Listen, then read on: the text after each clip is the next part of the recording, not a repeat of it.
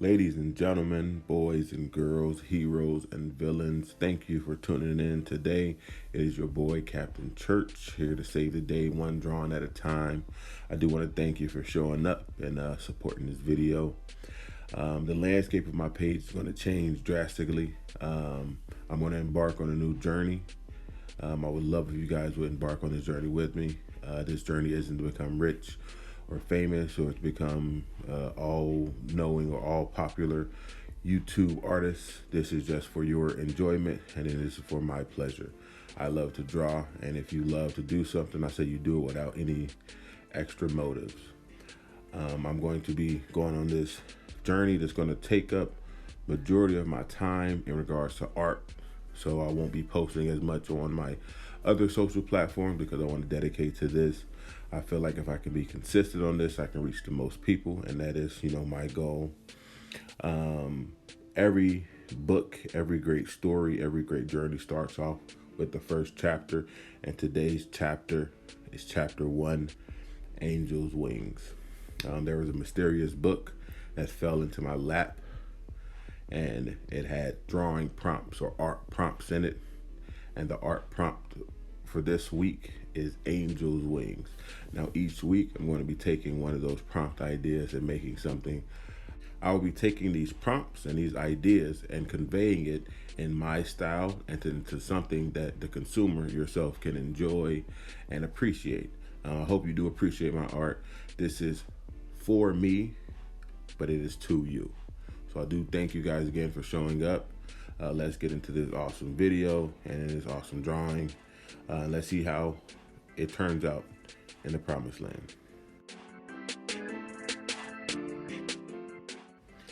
As an artist, it's always key to understand how you wish to begin a piece, right? The hardest part about anything in life, business, art, anything you want to adventure in is starting, right? Now, if you could find a way to start something, you're already on the path to finishing it. Now, your end goal shouldn't be the finished product. It should be the journey. So I always start with construction lines like this. You'll see these in all my videos, and then you'll see me have a rough sketch over top of these, like so. As you can see, some of my layers are there. I already did the sketch and the base. So let's just get into this line work. You always gotta appreciate the grind of the line work, right? It can be tedious. You're always going to have to make sure your lines are not necessarily perfect, but perfect for the piece and perfect for what you're trying to convey. A lot of time in art, a lot of people like to use messy lines, scratchy lines, things of that nature. I want to get more comfortable with doing that. Currently, I'm big on vector lines and vector layers just in general. I like my lines to be real smooth, real, not only free flowing, but just almost like a perfect line. Now, in art, there's no such thing as a perfect line, but there's ways to make a line be perfect for you, right? Perfect for the instance that you're drawing in. Line work is probably my favorite part of art. It's the backbone of my style of art, especially in that comic book heavy style. Even in, say, anime, which I will, have some anime pieces here and there.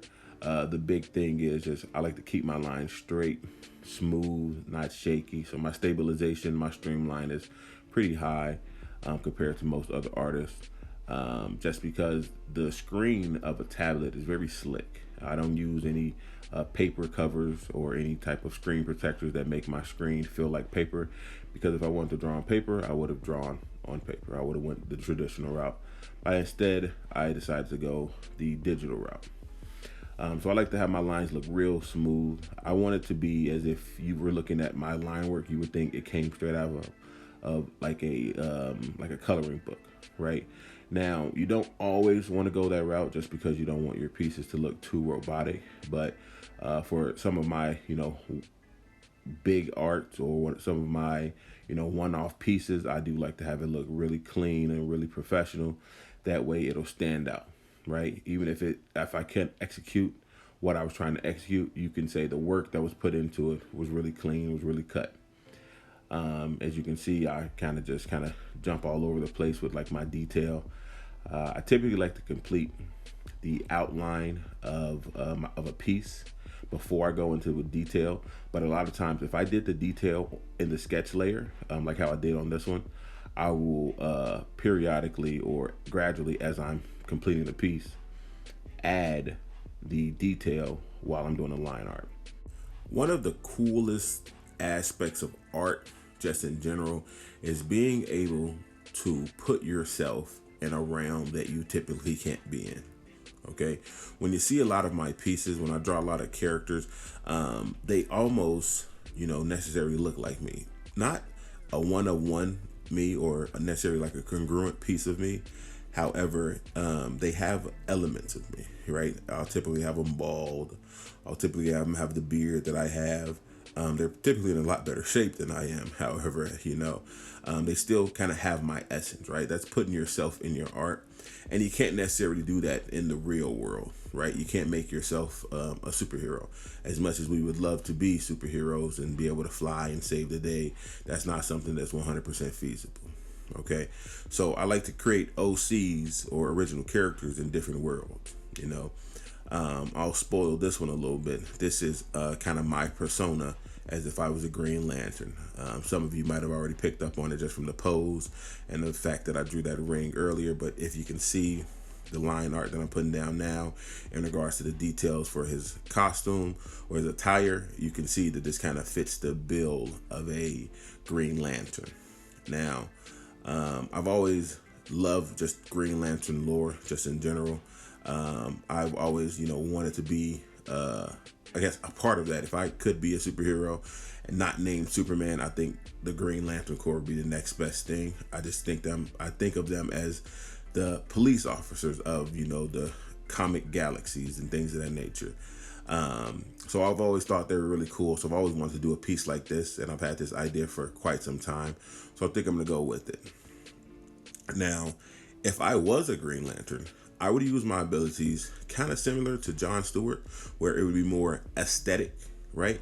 John Stewart doesn't necessarily have to make machine guns and bazookas and use those to shoot projectile beams. He could just shoot it from his ring. However, it's an aesthetic, right? It's something that he finds and something that he likes to do, right? So if I were a Green Lantern, I would follow suit. I would make things that I wouldn't necessarily need to make, but I would do it for comfort, right? I would like to, if I were flying through the galaxies and I wanted to travel through space, I wouldn't necessarily, just fly, because that's what Green Lanterns can do. They have their aura around themselves and they can just fly. I would create myself like a car, like a pimped out Cadillac, and I would just fly and coast through space, traveling through different galaxies, trying to help and save people as much as I can. And I think that would be a cool aspect of being a Green Lantern. I'd fight with like a sword or like a hammer, but I would use my ring to make it, because I would want to make myself vast in a lot of different fighting styles and a lot of different techniques. So that way, when I do create these objects with my ring, I would be able to master it and be able to be good at using it, and not just looking silly out there making a sword swinging all willy-nilly. The ability to fly is a very much so slept on ability. It's really taken for granted in most comic books and things of that nature. I feel like anime don't necessarily take it for granted. Dragon Ball Z kind of put the monopoly on the ability to fly. They have the best type of flying at light speed, things of that nature. So it's kind of tough for a lot of animes to kind of get on that, because they're big on like a story might be the same, but a power set or a way of powers work are really different in a lot of different animes, whether they have a different name. But yeah, so in comics, flying is something that almost every superhero has. The ones who can't fly have ways to do a pseudo flying, whereas if they're not truly flying, but they have like a fake projectile or fake like suit that would allow them to mimic flying, which is pretty cool. But at the same time, the art of wings causing flight has been lost, right? We have Archangel in X-Men, who has wings, and that's pretty cool that he has wings. He'd be able to fly with it, but not too many people actually use wings to fly. Now, I've always thought it'd be pretty cool if a Green Lantern, just for aesthetic reasons, just for the purpose of looking cool, used his ring to create wings on his own back or her own back and create an illusion that that is what's making them fly. I just think it looks cool in the air. I don't know if it would necessarily make them more aerodynamic because they have the natural ability to just fly using their, rings and just their aura. But this is the route I would go. To be transparent with you, the detail in these wings took forever. They take a good while. I like to use a lot of references. So I honestly just got this off of, I believe it was Google. I added some of the detail in just because a lot of times when you're like getting something for a reference, you not only don't want it to always be a one-of-one reference, you want to put your own little, energy into it. But a lot of times you'll notice that the reference might not be ideal one-of-one of what you would actually like. Sometimes, you might take some clothing or something of that nature from like a magazine or something of that nature, and it doesn't actually fit the body of the character that you're drawing. So a lot of times you have to put your own spin on it. So, I kind of like clean up some of these lines, make it a little bit more pointy, add a little bit more darkness into those spots, and then I just copy and paste it and then throw it over to the next side. That way we have the effect of, wings. With the wings just about done, practically I believe they are done in the sense of line work, it's time to get into my favorite aspect, which is actually coloring. The coloring and the rendering really will bring a piece home for you. The thing is, when it comes to like coloring and shading and rendering, that really makes a piece look complete or not. All right, I've always struggled with my art because it didn't look complete to me. Right, another person, like a friend of mine or a family member or somebody who I never met who saw my art would say it looks complete to them. Well, that's because they didn't start the whole process. They didn't sit there and watch me make the entire thing. And even if they did, they probably would still say this looks complete because it looks cool to them. However, when you're doing art, it's really, really easy to mutter that line of doing too much and then doing too little. Okay, you always want to make sure something looks complete and finished to you. You want it to be in your own style, in your own element, and you want it to be done in a sense of, I can't do anything else that's going to add to it. If I do add something to it, it's going to take away from the beauty of it. So that means it's done, right? There's nothing else you need to add, because if you add something, it's going to take away from the glory of it. That means it's done. Okay. I always like to put the, earring, because that's what I rock in real life, the gold hoops, especially on the bald head. One feature I wish I had more knowledge of growing up, at least I won't necessarily say growing up, but growing up in the aspect of art, would be the multiply and screen layers. A lot of times when I was younger and I was doing art digitally, I would just try to find a color that was darker than the color I was, using, and I'll try to color over it to emulate like a shadow or emulate like shading or rendering. When I found out about multiply layer and then the screen layer, I was like, whew, they did make it easier for us. So that was something that, I really, I do really love just those features. I use it quite a bit. It's big in just, giving things depth, adding like, like a highlight, a low light, some shading, some rendering. It just makes something, come together.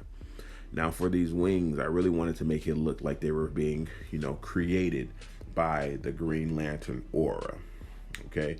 Now I didn't want to just, color them all green or the same color. So you'll notice the outline here are dark, and I'm going to use an airbrush right now just to fill it in with a lighter green. Okay. Now they're not going to stay solid. Once I get to that point in time, I'm going to actually, lower the visibility of them. That way it looks more transparent or translucent. I added a green aura around the Green Lantern here just to give it that feel, and I'm going to actually put a nice quick background in. It's kind of a lazy background, but it's still quick and it was effective and it got the job done. This piece actually did come out great. I actually liked it. One of my best friends, Quinlan, he's a huge Green Lantern fan. So I sent it to him. Once I got the approval from him, I knew I had a good piece here. So I just wanted to, get back on here, start this journey with you guys. I do hope that you like it. You don't have to leave a like, a comment, or subscribe.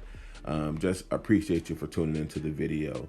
But this is my Green Lantern persona. I do hope you guys really, really liked it. Let your friends know, hey, this guy Captain Church is out here trying to save the day one drawing at a time. But I do hope you have a blessed day. And as always, church,